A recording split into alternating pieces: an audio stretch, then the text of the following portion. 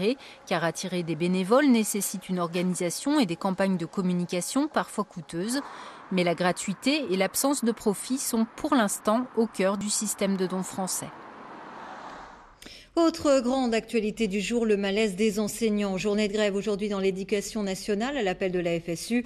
Conditions de travail qui se dégradent, revendications salariales, formation des jeunes enseignants. La question des moyens était au cœur de cette journée. Tour d'horizon des mobilisations dans la région avec le Roussel. La première mobilisation de l'année dans le but d'obtenir des moyens pour l'école. À Limoges, le cortège a rassemblé environ 600 personnes. Selon les degrés, entre 30 et 50% des enseignants ont participé à la grève en Haute-Vienne.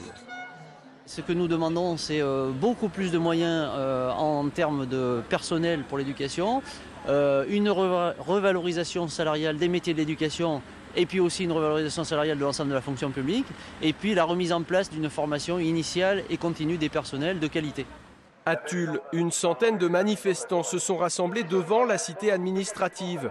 Mobilisation également d'une centaine de personnes à Guéret. Mot d'ordre identique à l'appel national, conditions de travail, salaire et formation, avec en plus la situation particulière des écoles en milieu rural. On est dans une situation où les budgets de l'éducation nationale, malgré tous les effets d'annonce du ministère, ne sont pas à la hauteur des enjeux, notamment de la hausse démographique.